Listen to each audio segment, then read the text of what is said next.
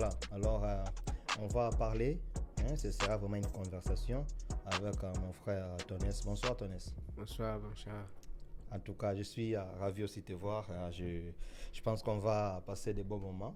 On va parler des petites histoires, des petits trucs parfois qui vont aussi édifier ou aider ceux qui vont nous regarder. Alors déjà, nous allons juste échanger ou sinon converser autour de l'apport de l'Église dans le développement de la République démocratique du Congo. Donc, comme vous savez, c'est vrai, nous sommes un pays laïque, mais un pays laïque à forte dominance chrétienne. C'est-à-dire, nous avons un pays à pratiquement, si je ne me trompe pas, 80% des chrétiens. Vous voyez? Alors, c'est trop, c'est quand même trop. Alors, nous voulons savoir, les 80% des chrétiens, quel est l'apport qu'ils apportent, ou disons la sociologie, excusez-moi, quel est l'apport qu'ils amènent dans le développement de leur pays. Donc, ça sera autour des sujets que nous allons parler. Alors, comme je dis, ça ne sera pas genre question-réponse, mais on va échanger. Moi, je dis ce que je pense. Tonès aussi dit ce qu'il pense. Et puis, à la fin, comme je dis, on veut juste trouver des solutions. Ça sera pas peut-être, on n'aura pas peut-être les mêmes langages, mais à la fin, nous voulons peut-être tirer les choses au clair et voir ce que les églises apportent pour le développement ou dans le développement de la République démocratique du Congo. Alors déjà, l'apport de l'Église, d'emblée on peut dire quoi? L'Église a comme mission de développer un pays, parce que l'Église, je sais que sa mission première, c'est d'abord le salut des âmes. Vous voyez, alors le salut des âmes, est-ce ça quelque chose avec le développement d'un pays? Je ne sais pas. Premièrement, merci pour cette réception. Je veux dire que l'Église a des facettes. L'Église est spirituelle parce que elle contient une mission divine, comme vous venez de le dire, euh, le salut des âmes. Mais l'Église a aussi un côté administratif. Social. L'Église a un côté social. L'Église est établie ou évolue dans une société. Alors, sur ces côtés-là, certainement oui, l'Église a un apport, une mission importante dans le développement des nations. Yeah. Ouais, je pense que je peux avoir raison, mais j'essaie de comprendre parce que l'Église n'occupe pas les postes de commande. Je crois que les clergés, ils sont dans la plupart des cas, en tout cas, loin des institutions. Mais Mhm. comment les gens qui se trouvent être loin des institutions, je ne vois pas les liens. Comment vont-ils faire, ces clergés ou sinon l'Église, comment va-t-elle faire pour faire développer les pays? Amen. Ça aurait été comme dans l'ancien temps où il y avait fusion entre l'Église et le gouvernement.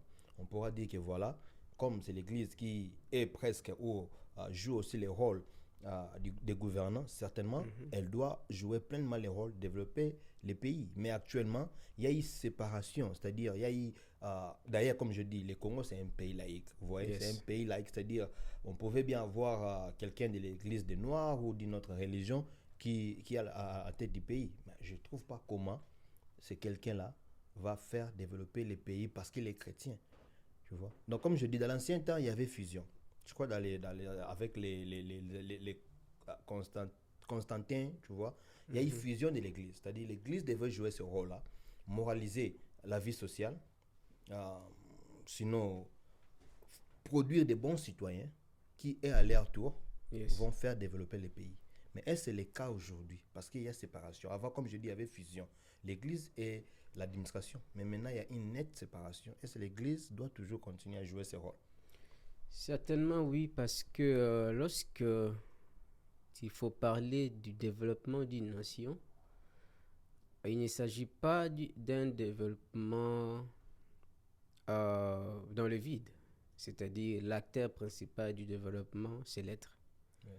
Alors l'Église comme étant une institution euh, de moralité ou éducative, l'Église a pour mission de préparer les citoyens, d'enseigner la bonne citoyenneté. Parce que quand tu es chrétien, quand tu vas dans une église, on ne te dira pas dans les volets, tu vois. Et un jour, si tu devenais ou si tu es cadre ou soit tu occupes de fonctions importantes dans la nation, tu auras le code de moralité. Tu vas bien te conduire, tu ne vas pas voler, tu ne feras pas comme tout le monde. Donc l'Église, comme étant cette institution-là, a aussi pour but, pour mission, euh, d'enseigner sur le code de la moralité, la bonne citoyenneté.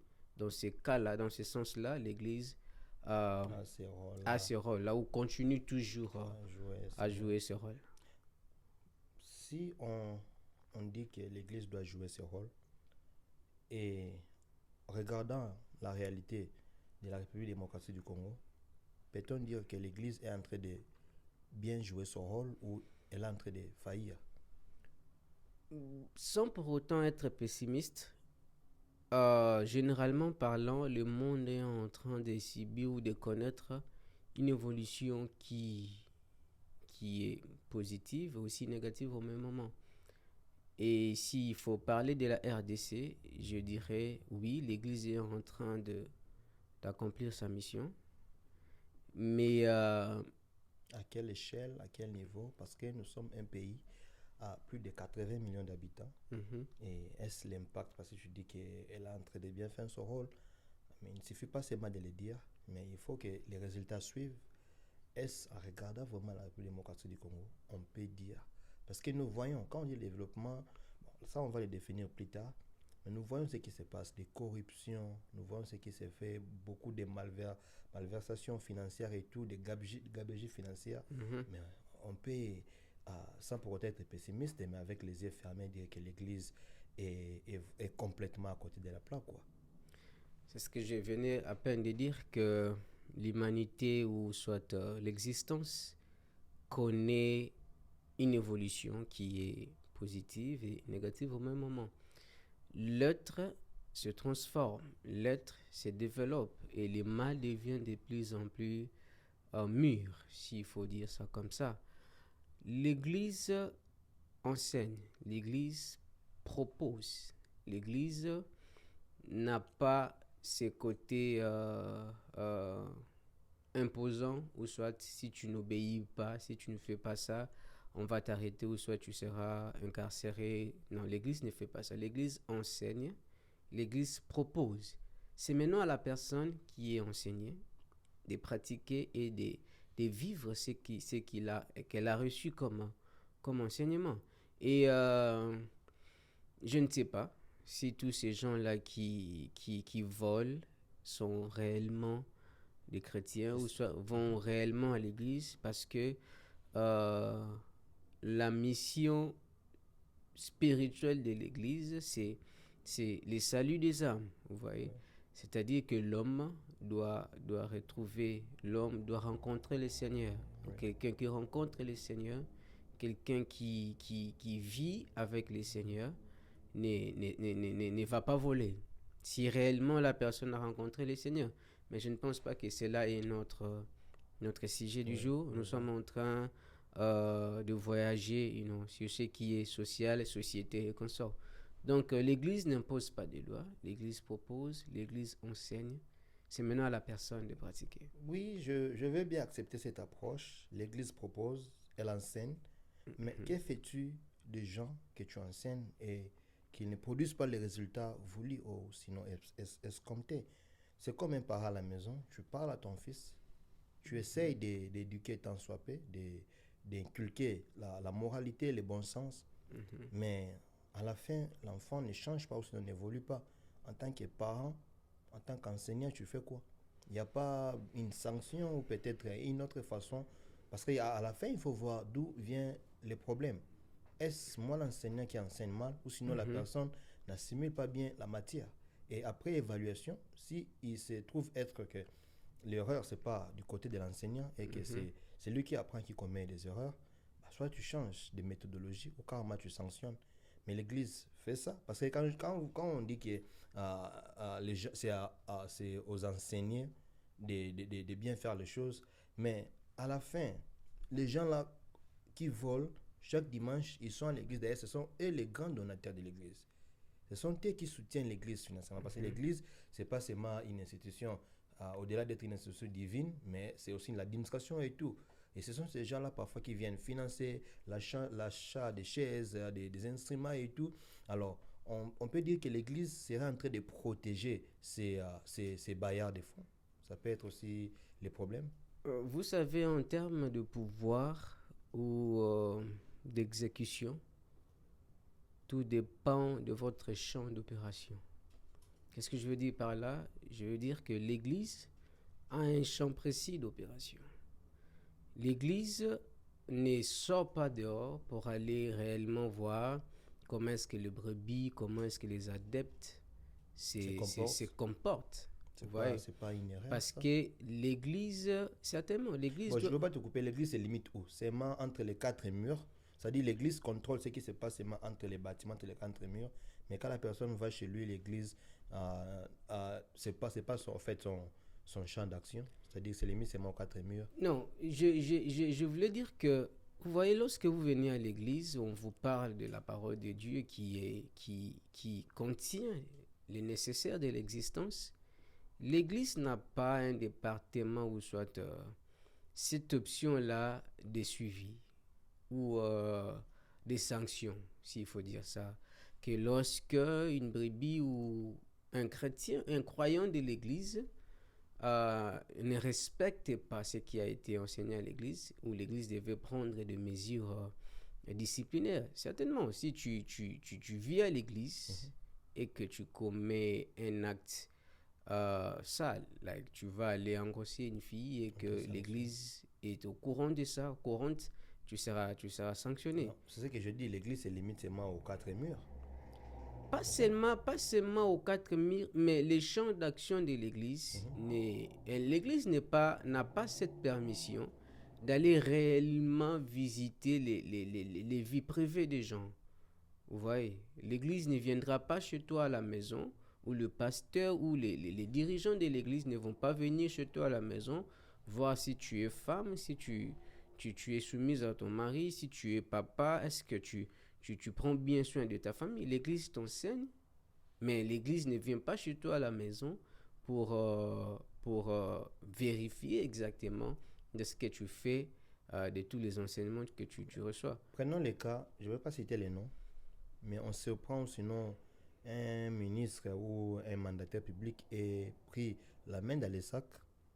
L'église voit ou sinon ça passe dans les médias. On voit carrément que c'est un monsieur X. Voilà, il a été pris à main dans les sacs.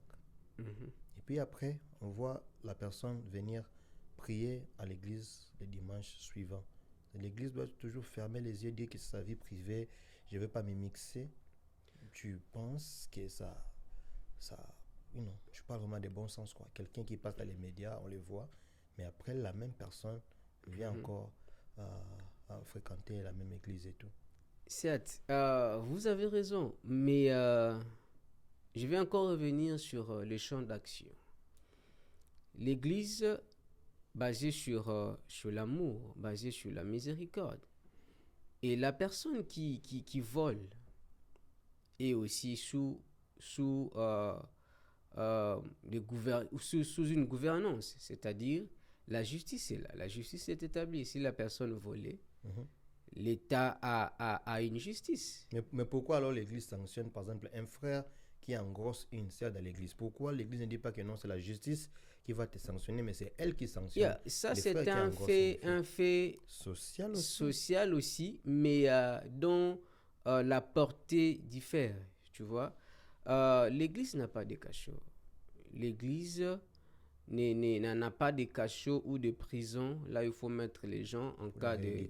Vous voyez, l'Église peut te sanctionner. Prenons les cas où un frère a engrossé une sœur à l'Église. L'Église sanctionne le frère par rapport aux activités ou ce que le frère fait à l'Église.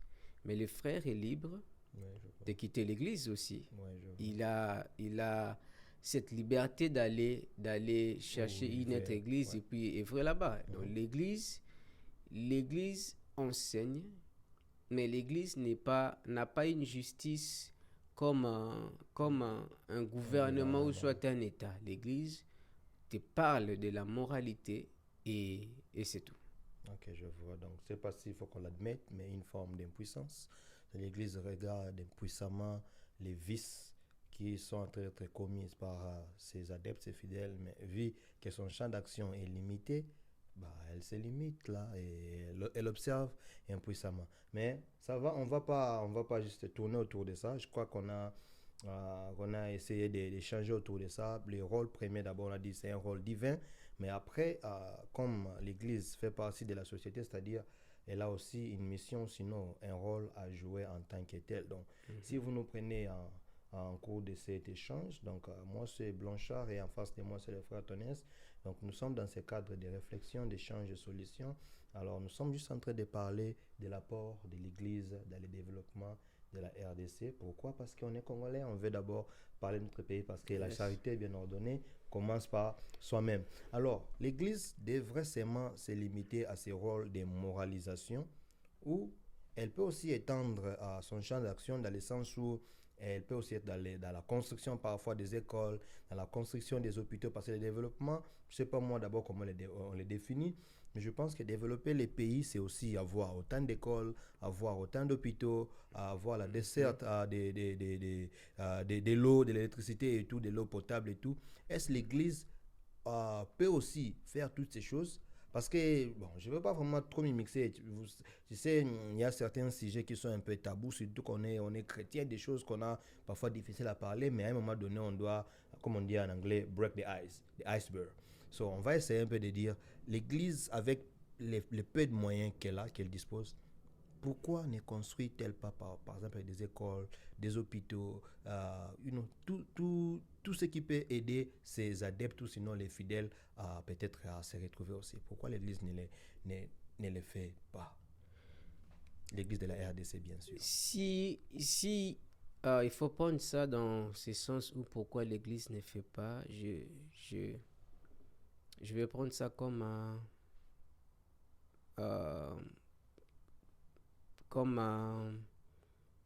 une fuite d'information ou soit l'absence d'information. Parce que, prenons le cas de l'Église catholique. C'est une église, oui. Mais tous nous savons que les institutions primaires et secondaires mieux placées dans notre pays, ce sont les écoles catholiques. Ouais. Les écoles conventionnées catholiques. Ce n'est pas l'État ou une personne privée. Les églises font le nécessaire. Et souvent, nous avons cette perception négative de croire que l'Église a toujours eu l'argent. Mais l'Église essaye. Les serviteurs de Dieu, le pasteur, les administrations des églises essayent de soutenir aussi les brebis, les chrétiens, les orphelinats. Quoique, des fois, ces activités, ces actions ne sont pas médiatisées. Mais dans les églises, il y a même des renforcements des capacités où on appelle les brebis, les jeunes qui n'ont pas assez de capacités ça dépend du domaine. Ils viennent et puis ils sont enseignés. Pourquoi nous disons toutes ces choses? Je crois que on n'est pas en train de juger les rois de Dieu ou sinon porter des accusations ou sinon un jugement d'ailleurs, c'est ce que j'allais dire. Mais seulement nous voyons et ça se dit dans nos milliers, on dit que les églises ou sinon les pasteurs appauvrissent leurs fidèles. C'est ce qui se dit. Je crois que tu l'as déjà écouté. Moi également, j'ai déjà écouté. Bien que parfois je n'épouse pas cette approche, mais on entend ça, ça tombe dans nos oreilles, que les églises seraient en train d'appauvrir les peuples et tout. Mais aussi pourquoi on le dit? Parce que nous voyons la vie que mènent les hommes de l'église. Vous voyez, ils ont quand même une vie, je dirais pas luxueuse, mais ils roulent carrosse, les hommes de Dieu, ils ont des grandes maisons, ils ont des villas et tout. Mais à côté, vous voyez, parfois, il y a les chrétiens qui fréquentent les églises, ils ont un niveau de vie très bas. Et partant de cet cas, on se dit, mais si l'église vit des dons, des legs et tout, alors les gens là qui seraient en train de donner des dons, des legs, ils ont même un niveau très bas. Mais les serviteurs qui reçoivent, l'écart est vraiment, l'écart en tout cas, c'est vraiment l'océan, quoi. Il y a vraiment un grand écart. Alors on se dit, c'est-à-dire l'église a des moyens. Parce que les pasteurs, sinon ceux qui n'ont pas d'autre boulot qui est l'œuvre de Dieu, trouvent quand même les moyens. Mais on se dit, pourquoi les moyens là n'est pas peut-être destiné à faire les œuvres caritatives, sont les œuvres sociales. C'est bien beau d'aider quelques 2-3 orphelins à l'église, mais après, l'église n'a pas que pour mission d'aider seulement les fidèles de son église aussi, parce qu'on dit elle fait partie de la société. La société ne se limite pas seulement dans les 4 bâtiments de l'église. C'est-à-dire, pourquoi ne pas construire une école qui pourra peut-être accueillir 300, 400, 500 enfants au même moment, ou soit construire des centres de santé, des hôpitaux. Pourquoi l'église ne le fait pas? On peut dire oui, l'église n'a pas de moyens, mais quand nous voyons, quand je dis nous, c'est-à-dire je me mets à la place de tout le monde, quand nous voyons la vie que mènent les hommes de l'église, on peut quand même dire que les gens se retrouvent. Pourquoi ça ne se fait pas? Vous savez, la présence ou soit la vérité n'exclut pas le mensonge. La vérité n'est pas l'absence de mensonge. Certes, il y a les abus, comme dans toutes les sociétés, mais je veux dire que il y a de ces pasteurs qui veulent aussi, appauvrir le brebis, appauvrir les adeptes pour se faire une vie luxueuse. Mais c'est pas tous les pasteurs qui le font.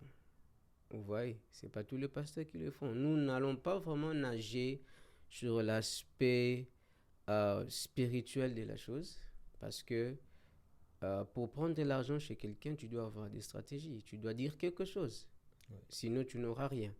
Vous voyez, il y a des églises, il y a des ceux-là qui essayent.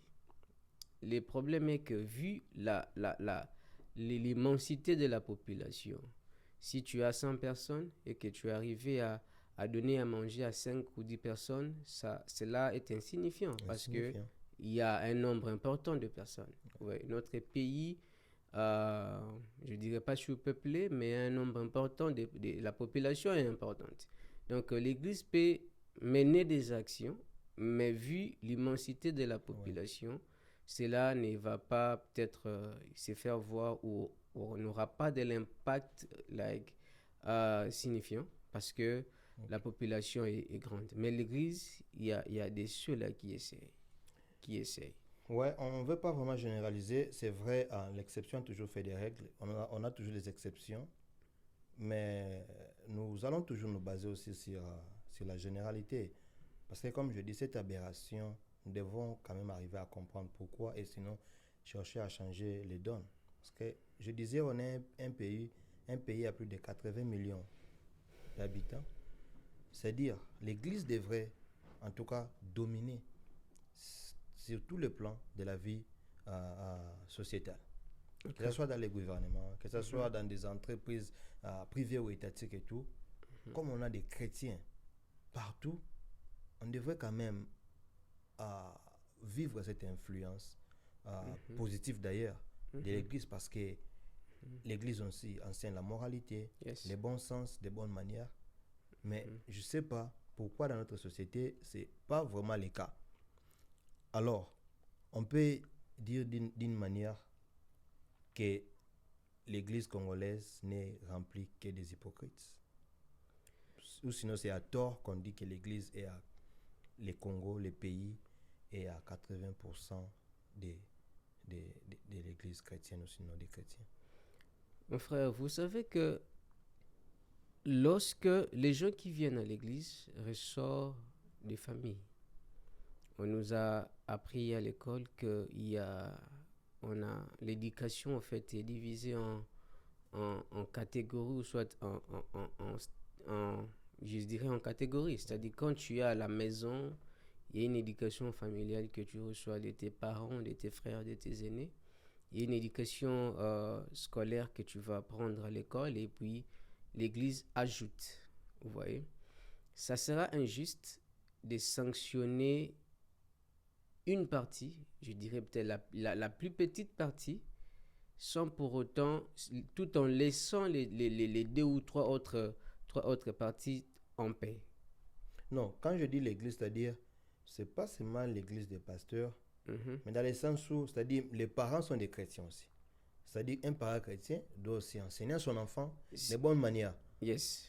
Je dis pas que c'est l'Église qui vient enseigner les gens, mais quand on dit vraiment la chrétienté, on voit la moralité, on voit les bons sens, on voit des bonnes manières, on voit des vertus.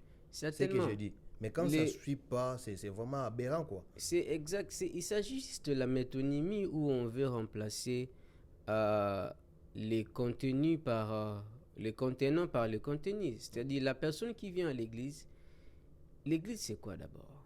L'église c'est une agglomération des gens. L'église c'est une entité là où les gens viennent prier, être enseignés. Mais l'église en soi, elle est inerte. L'église l'église ne bouge pas. Comme peut-être on dit, l'amour n'existe pas, il n'existe que des preuves d'amour. Mais l'église n'exista pas aussi physiquement, on devrait quand même vivre ces preuves. Mais la personne qui vient à l'église, c'est elle qui constitue l'église. Vous voyez? Et je venais de le dire il y a quelques minutes ici, que l'église n'a pas un pouvoir d'aller voir ce que les gens font, des enseignements qu'ils reçoivent à l'église. L'église a pour mission d'enseigner, a pour mission d'éduquer. Mais tout dépend de la personne. Si la personne est hypocrite et que face à la vérité, face à la connaissance qu'elle reçoit de la part de Dieu dans l'église, la personne refuse de mettre en pratique. C'est comme si tu accusais un médecin d'avoir tué un patient qui a littéralement refusé de prendre ses produits. Ça ne sera pas juste. Le médecin n'a pas pour mission de surveiller les patients ou de forcer les patients à prendre les médicaments. Le médecin t'examine, il te dit exactement ce que tu as et puis il te propose. Regarde, tu prends tel produit et tu vas mieux te sentir. Mais si toi, en rentrant à la maison, tu ne veux pas prendre ces produits et que tu mourrais, ça ne sera pas la faute au médecin. Ouais. Mais aussi, le médecin, quand il est malade lui-même, qu'est-ce qu'il fait? Il prend des produits, il fait des examens. Quand il est guéri, tu vas me dire que parce qu'il est médecin, raison pour laquelle sa maladie a pris fin? Non, le pasteur ou soit les dirigeants des églises ayant compris les principes de la vie, je pense que eux-mêmes aussi pratiquent ce qu'ils enseignent. Et quand tu fais bien la chose, quand tu pratiques, parce que la vie est basée sur le principe. Ouais. Quand tu obéis au principe de la vie, tu auras le succès. Vous voyez, tu auras le succès. Les pasteurs ne vivent pas que des offrandes. Il y a des pasteurs qui travaillent, il y a des pasteurs qui font le business, il y a des pasteurs qui se cherchent des part et d'autres. Vous voyez? Mais c'est ça aussi que le pasteur enseigne. Bon, entre guillemets, les pasteurs, les vrais pasteurs aussi, il faut dire ça. Okay. Alors vous allez remarquer avec nous que le sujet est tellement profond et il y a des choses parfois qu'on ne saura pas dire faute de temps. Comme vous le savez, on ne veut pas en tout cas abuser de votre temps. Mais nous allons peut-être vous laisser avec des petites questions. Comme ça, prochainement, quand nous allons revenir, n'hésitez pas de réagir, laisser des commentaires. Comme ça, on verra comment rebondir sur ça parce que nous allons vraiment vous laisser. Alors, des petites questions. Je crois que je vais laisser aussi la parole à Tonès pour dire aussi son mot de la fin. Mais moi, j'allais juste poser la question. Est-ce qu'il faut que notre pays devienne un État entièrement chrétien, à l'instar des États arabes comme l'Arabie Saoudite, les Émirats et tout? Il faut que ça devienne des États chrétiens à 100% pour que nous vivions en tout cas cet impact de l'Église dans la société. Parce qu'on est un pays laïque. Peut-être les gens disent que voilà, nous c'est un pays laïque, notre champ d'action c'est limite seulement peut-être à un certain niveau. Alors vous pensez que la solution, puisqu'on est à 80% chrétien, mais pour qu'il y ait vraiment un résultat qui suit la moralité qu'on nous enseigne, les bonnes manières qu'on nous enseigne à l'Église, il faut que l'État congolais devienne l'État chrétien. Je ne répondrai pas à la question, mais je crois que vous qui allez nous regarder, vous allez nous aider à répondre. Si oui, vous allez nous dire pourquoi. Sinon aussi, n'hésitez pas à commenter. Ton mot de la fête, Tonès. Je n'aurais pas vraiment assez à dire, mais premièrement, je suis très, très content parce que de tels sujets font partie de points tabous. Ouais. Je pense qu'il faut amener la lumière pour que les gens comprennent. Vous voyez? Je vais exhorter un homme et une femme. Lorsque on est chrétien, on doit être comme Christ. Étant chrétien, nous devons certainement, parce que la vie chrétienne n'est pas une vie d'église, n'est pas une vie des dimanches. La vie chrétienne, c'est une vie de chaque jour. Nous devons exactement faire en sorte que le monde qui nous entoure ne regrette pas de nous. Voilà. Nous devons être des vrais chrétiens. Et si Dieu te fait grâce d'occuper des positions importantes, fais-le bien, parce que tu es chrétien, tu es enfant de Dieu, tu as une nouvelle nature, tu as une identité à protéger. Et je crois que c'est en faisant ça, en bien faisant les choses, que notre pays va connaître son développement. Donc, c'est avec ces mots, nous avons une identité à protéger, que nous allons en tout cas devoir vous laisser. Donc, le rendez-vous est pris pour une prochaine fois. Nous allons revenir peut-être avec ce sujet, ou soit avec un autre sujet, mais ça dépendra de vos réactions. C'était un plaisir en tout cas de passer ce moment avec vous. Portez-vous bien et à la prochaine. Bye bye.